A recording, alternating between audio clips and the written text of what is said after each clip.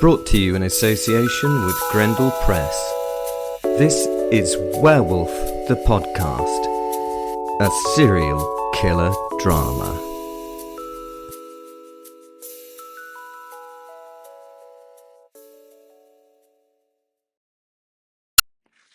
Welcome back to the future. Is that something you can do? I don't know. But yeah, we're moving on. We're back in the future. We have Will the werewolf in this one, Lucifer and the professor, and stuff is going on with the Angel Michael. Oh yeah, can the werewolf, the professor, and the devil beat an angel? That doesn't sound right, does it? That is that right? Okay. Anyway, that's it. Thanks.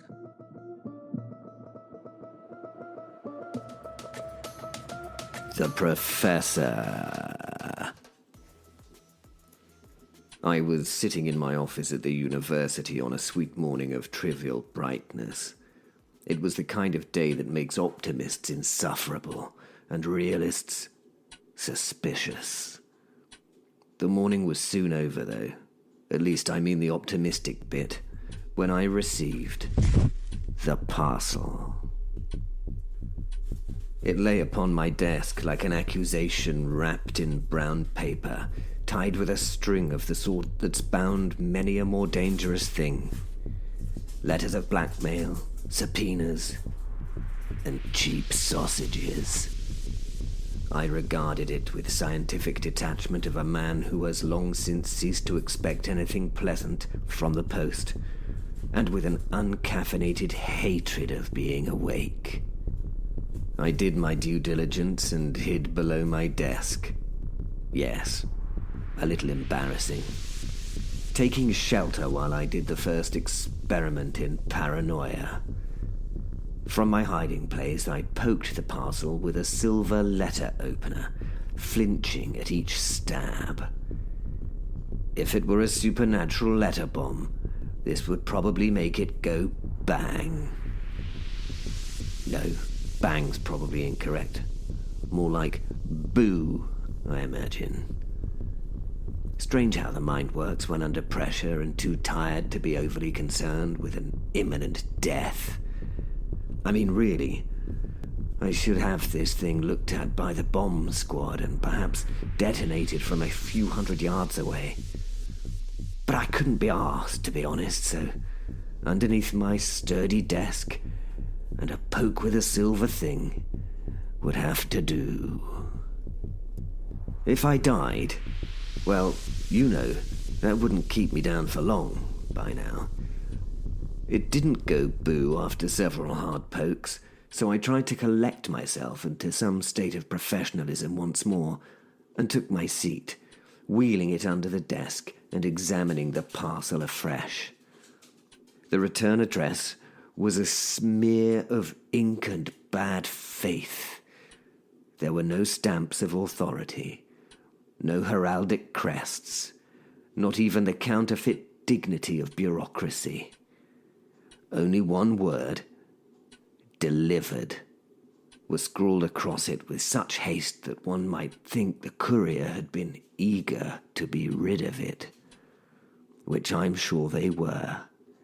It simply oozed evil intention. If ever a parcel can do such a thing. Side note, as part of the investigation, we had to contact and find the courier to cleanse him of malevolence of the thing he'd carried. Sadly, he passed nastily in the only death by earthworm incident ever recorded in the whole country. See the files for further information, but personally, I would not recommend reviewing them. In my opinion, one should never put earthworms in that particular part of one's anatomy. Served the bleeder right, really, in this chap's humble opinion. I opened the parcel with a paper knife that had already known the throats of a dozen such mysteries. Inside was a book. Not a modern one, eager to please with bright jackets and meaningless blurb, but but a thing of solemn malice.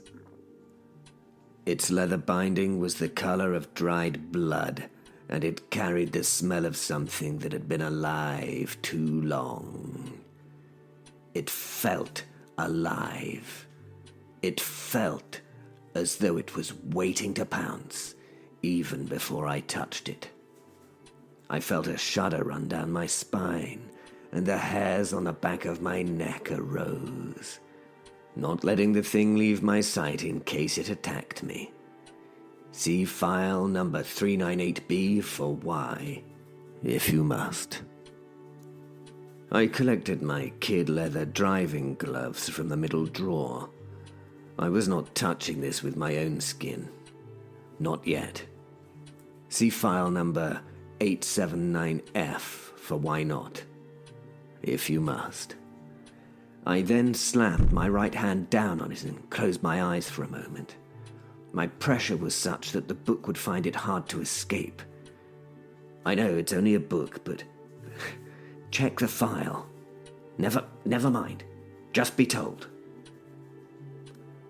I slowly opened my eyes and eased the force holding the book down. It didn't move. It didn't bite. And it didn't go boo. So I slowly lifted it to examine it a little closer. The pages, as I flicked through them, sighed as though reluctant to be disturbed. Or was it eager to be read? At this juncture, I had no clue. I kept my silver letter opener close, just in case I had to deal with the thing.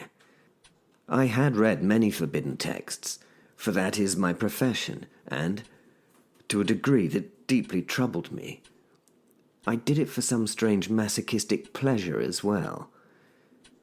But here, my hand trembled, not with fear, that fashionable luxury of the young, but with recognition.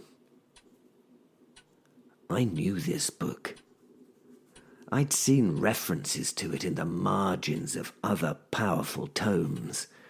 I'd heard it whispered about by scholars who didn't live long enough to publish. I'd actually doubted its existence, for doubt is the only armor of a rational man. Yet here it lay before me, a ruinous artifact from humanity's ugliest imaginings. Humanity, the glue that binds the magical world. I closed the cover quickly, though not quickly enough to suppress the shudder it gave my desk, as if the wood recoiled from its burden. Natural things did not like the touch of this. Something so utterly desecrated and debauched that I would have to pursue it in detail. For science and all that. You understand. Some men would have prayed.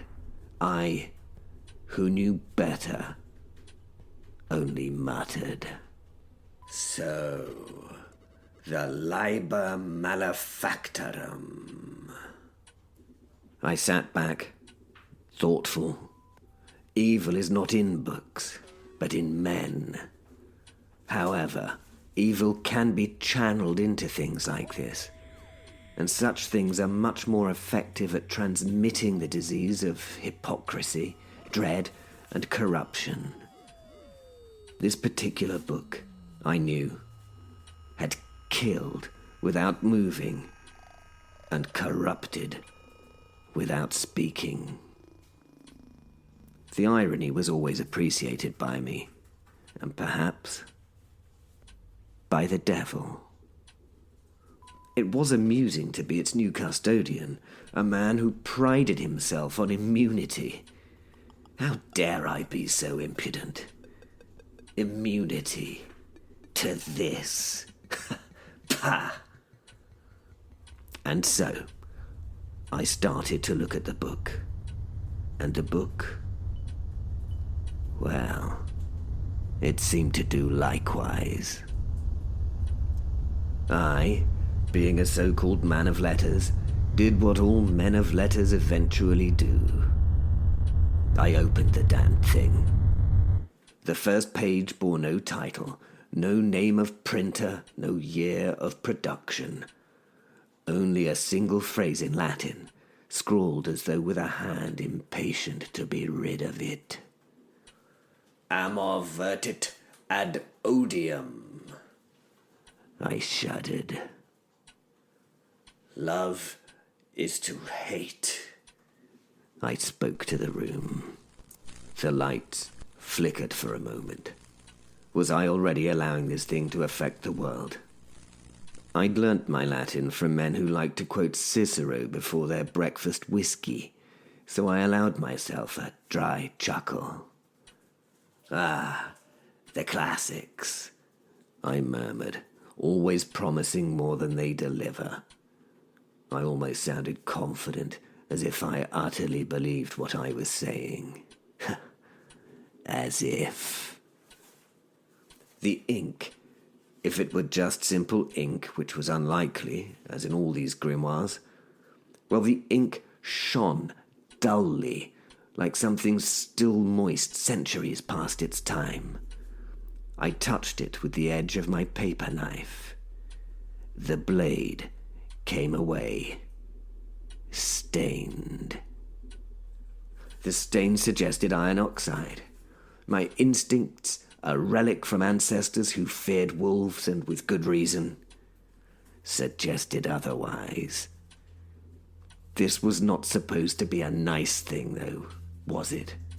So let me accept it for what it is. A hideous experience. I read on. The text was not continuous, but a collection. Invocations, curses, formulae for speaking with what the author charitably called other intelligences. Margins were annotated in hands that looked increasingly unsteady, as if each scribe had been hurried by some approaching misfortune. One note, in cramped French, advised, "Read no further than page 13, for there the book begins to read you." I, being me, naturally turned immediately to page 13. The page was blank, perfectly blank, except for a faint impression, as though the words were waiting for somebody to deserve them. For the briefest moment, I fancied I saw my own name forming there. But when I blinked, it was gone. I needed my skepticism to rally. I always have an incessant idea that these things will turn out to be positive in their outcomes. "I think, old boy, that must have been a trick of the light," I said out loud to no one but the dust motes. All books attempt to impress the reader. This one merely tried harder than others. It used force instead of gentle persuasion to make its point. Still, the silence of the office seemed heavier than usual. Outside, students walked past, oblivious, their laughter like the chatter of the condemned. Somewhere, a clock ticked with the determination of a man hammering nails into a coffin. I slammed the book closed, harshly, with both hands. Vindito de Calciones once wrote that war is God's way of teaching Americans geography. I, with my own dark wit, now wondered if books such as this were hell's way of teaching mankind humility. I dragged open a bottom drawer and swiftly threw the ungodly thing into it, slamming it closed and locking it. I laughed a little at my actions. I knew perfectly well that locks are only an invitation to whatever wants to get out. And then, to steady my nerves, I did the most sensible thing possible. I made an espresso. It wasn't until my second sip of such, that natural necessity, that I realized the truth. The Liber Maleficarum was not merely a grimoire. It was a weapon. It was not for summoning. No. It was not a weapon of iron or fire. It was for the erasure of its formulas, its invocations, its obscene little footnotes in Latin and awful French. They formed not a path to power, but a diagram of annihilation. A manual on how to unmake something ancient. Fuck. The realization was like a mental atom bomb exploding in my head. It was how to destroy Lucifer. I froze. The cup at my lips. No. No, that's not a possibility, is it? Is it? To destroy her? No. Well, it must be. She was created and condemned, so why could she not be uncreated? I know, a strange word to use, uncreated, but in this case, it had much more application to the process than destroyed. The book could, perhaps, erase the devil. The devil. And I knew her.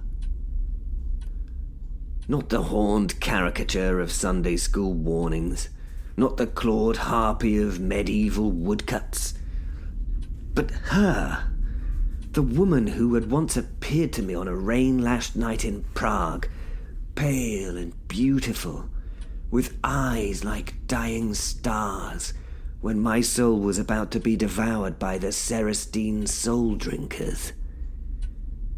She'd held out her hand and said with a smile that froze my bones, "Give me your soul, darling. I am the only one who can keep it safe. You may not die, but to be soulless is not a form of survival, a fair trade. And I shall take good care of it, and maybe one day you can have it back." And she had winked at me. I had accepted. I had lived, and I knew where my soul was. It wasn't lost, it was in her care. I'd been living on her favor ever since. Now, staring back at the book, I felt a sensation not unlike treason, though I had committed no such act. At least not yet. Someone or something had sent this to me. Someone wanted me to do their dirty work for them. There was someone out there who wanted me to remove the devil, and by extension, void the contract that bound my continued existence. I must admit, it seemed somewhat appealing for a moment. I was still thinking at the Liber when a voice like velvet dragged over glass said, "Well, Simon." I looked up. She was sitting in a chair opposite. Beautiful. She was not standing in a pillar of fire, not framed by wings of ash. She was just sitting, her long legs crossed, her hands folded in her lap, the very image of elegance and utter menace. Her hair was blacker than the ink of the book. Her eyes were older than guilt itself. She wore a man's dinner suit, the color of midnight, and a smile that belonged to the first liar of Eden. What She asked in a tone of polite curiosity. are you going to do about it? My mouth was dry and hanging open. She never failed to surprise me. She always knew. Always. About all things. I set my tiny coffee cup down carefully and signaled an offer of a cup of her own. She shook her head in a no, and then lanced me with a look. Answer the bloody question, dearest one. She spiked. I suppose... I stopped and looked at her. I had genuinely no idea. I had genuinely no idea if it could be done. But she must have thought so, to be here and ask this very question. I suppose, I repeated, in the mild voice I used on difficult undergraduates. Well, I was rather hoping you'd tell me. Oh, Simon. She said, and her smile widened just enough to show the teeth behind it. Don't be coy. You've read enough to know exactly what this is. Someone's trying to take my, let's say, job.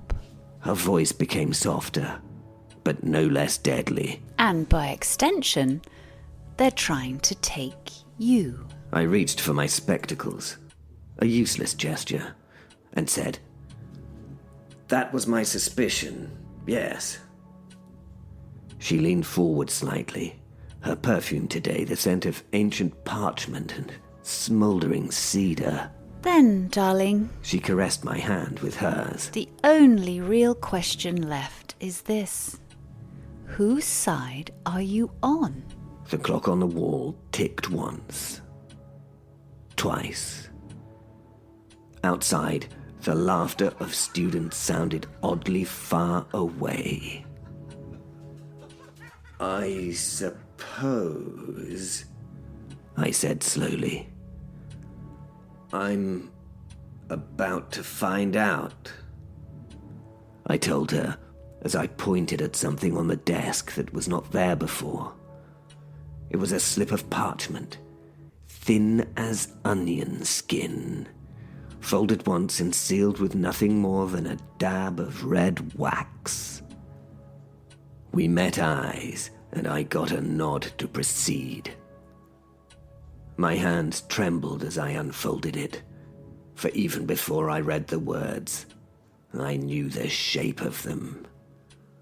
The script was not ink but light, letters burned into the page with such precision that they seemed to hum faintly. The message was short, mercilessly so. Simon, your bondage may end. Speak the words. Cast the fire, and the adversary shall be no more. Your soul will be restored, free and entire. Choose well. Free will is a blessing. M. The signature was unmistakable. Michael, captain of the host. I read it twice, then a third time. The promise pressing into his mind was a terrible simplicity. Your soul will be restored. It was what I'd longed for on sleepless nights, what I dreamt of when I looked into the hollow dark between library shelves, when I woke to find myself whispering in languages not my own. Freedom. Forgiveness.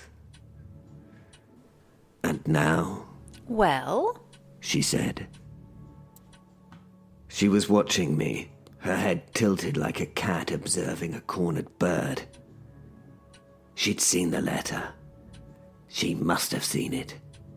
She could see everything. I swallowed, and because I'd never been much good at lying, I said, It's from Michael. Something flickered in her eyes. Not fear, but something colder, almost amusement. Then her mouth curled into a smile that was as much mockery as it was delight. Oh, of course it is. She gave a low laugh, not humoured at all, but rich and deadly. The shining boy, the dutiful soldier.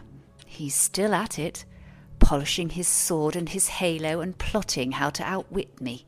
How sweet. Her eyes narrowed, the humour turning razor sharp. And how very stupid. I pressed the letter flat with trembling hands. My mouth was parched, my heart beat at my ribs like an animal in a cage. I wanted to believe the promise. I wanted to believe that I could still walk out of the shadow and back into the light.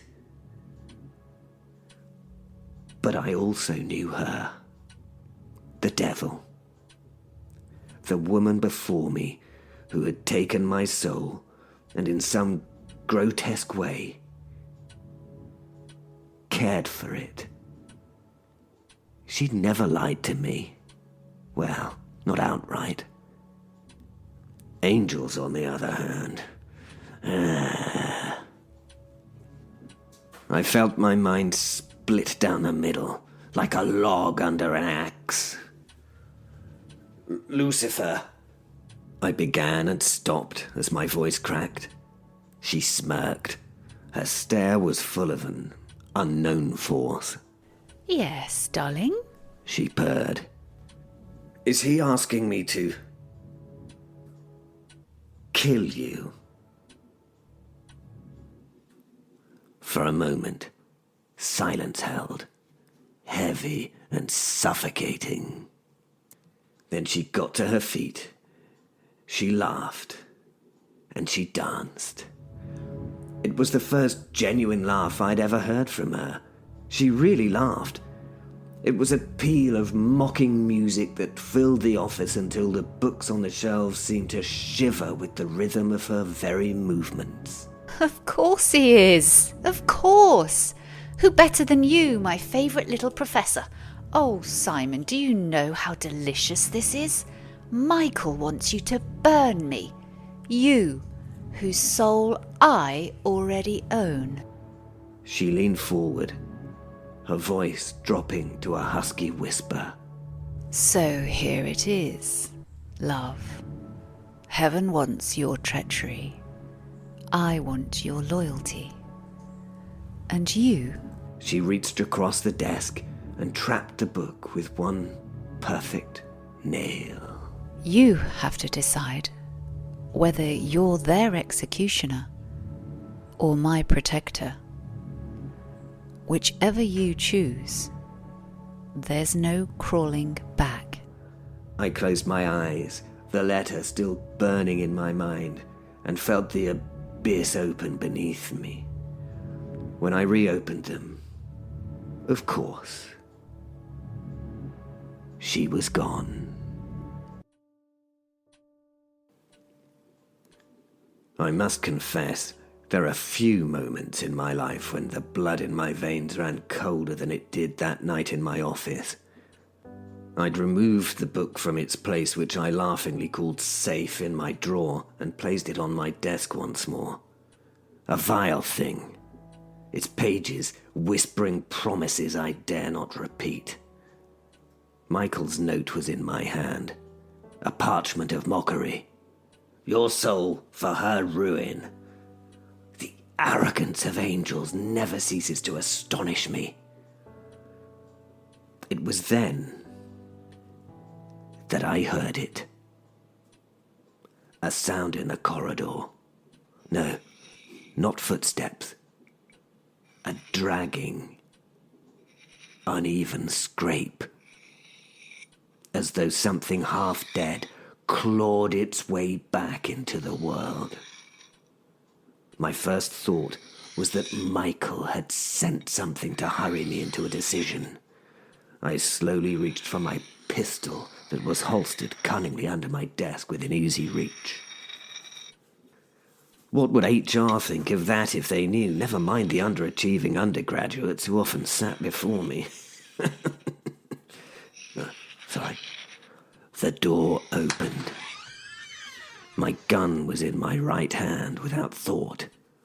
My silver letter opener is in my left, just in case the thing that entered was, let's just say, other.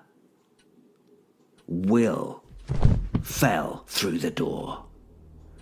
Or at least the wreckage of Will. His clothes were little more than rags, his skin blistered and blackened in places as though fire had tried to unmake him. His eyes burned, not the glow of fever, but of something older, colder, lupine. And behind him, stretched the shadow of his other half, Fenrir. Too large, too wrong for the space, his vast muzzle opening and closing in silence. Will spoke first, though it seemed not entirely his voice. Michael thought us Ash. He thought us gone. His body shook, his bones shifting beneath the skin like prisoners rattling their bars.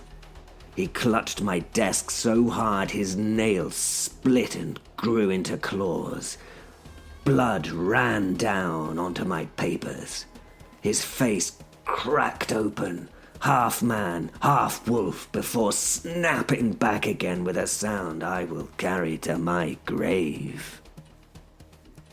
He told me Michael had sought to tear them apart, man and beast, to burn Fenrir from the flesh, to consign them both to hell. It was meant as a warning to Lucifer, a demonstration of angelic power. But the wolf, as always,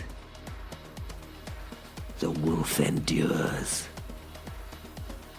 I heard Fenrir's voice then, not Will's, no. A voice like a storm rolling across mountains. It filled the room.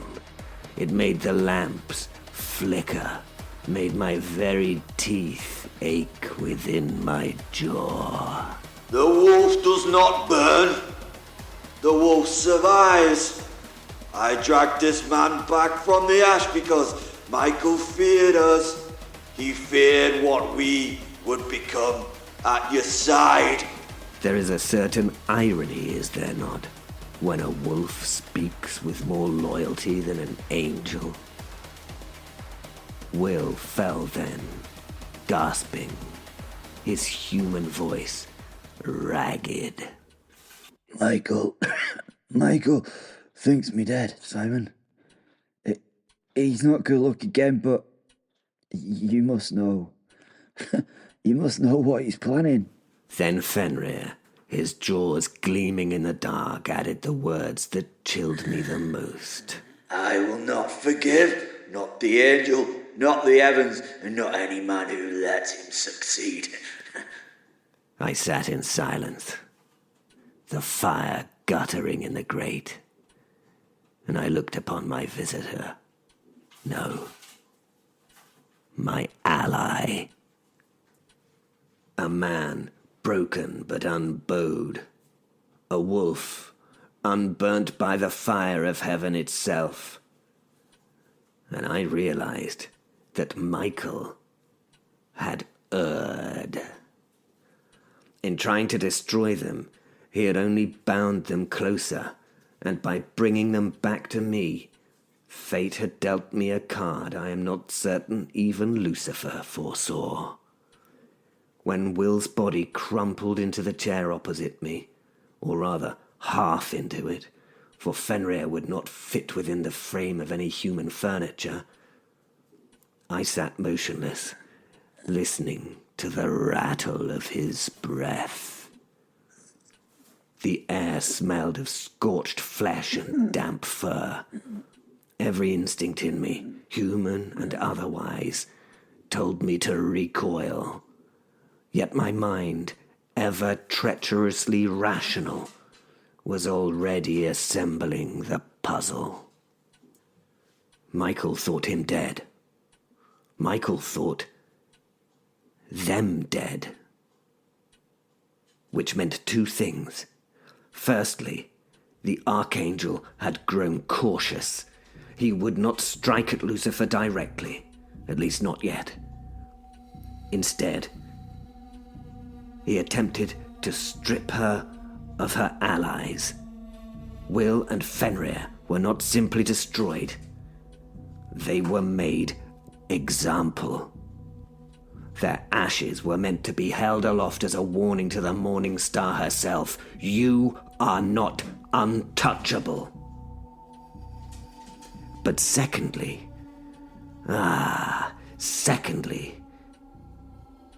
yes, his miscalculation betrays him. Michael believes himself to be absolute. He cannot imagine failure. That arrogance is the crack in the marble, the hairline fracture in heaven's great statue. And in that fracture, I saw opportunity. I told Will as much, though I doubt he heard me through his pain. Fenrir, however, listened, the beast's eyes fixed upon me, amber suns in the dim office light, and I felt the weight of his judgment. What is he planning, Professor? Will croaked, voice caught between man and monster. I answered, not as a man should, but as a scholar must, with the truth half seen, half deduced. He plans replacement, I whispered. The book Michael sent me is no gift. It's a weapon. He would have me turn it against Lucifer, not to kill her outright, but to strip her throne from her. Imagine it. The devil unseated. Her office vacant. Her duties undone. Michael would not destroy hell. He would inherit it. Heaven's perfect soldier turned jailer of the damned. And with it, the balance would be shattered. Fenrir's growl filled the room like thunder. The fire guttered and hissed in the grate. Yes, I could see it clearly now. Lucifer herself had warned me, though cloaked in riddles, of course. Michael's ambition was not to end her. No, that would be far too simple. He would usurp her. Heaven would wear hell's crown, and the world would burn beneath the weight of divine order masquerading as justice. And in that moment, staring at Will, ruined, barely breathing, and at Fenrir, eternal and furious, I knew why Michael had tried to erase them. Because Will and Fenrir represent the one thing he cannot abide above all others: survival in defiance of annihilation. They were meant to be obliterated, reduced to an object lesson. Instead, they returned, living proof that the angel's fire was not enough. Michael can't afford such contradictions. And that's why he feared them. And that is why he will come for me. And that is why I must decide. Do I stand with Lucifer, who owns my soul yet spares my will? Or do I gamble with Michael's promise of freedom, knowing it is poisoned honey? Gentlemen, the truth is this. The battlefield has shifted. It is no longer heaven and hell locked in their eternal quarrel. It is we, the unlucky few caught in the middle, who will decide which tyrant's hand closes first. And so, when Will raised his broken face and whispered, Professor, what do we do? I lied. I said, we endure. But in my heart of hearts, I knew endurance alone would never suffice.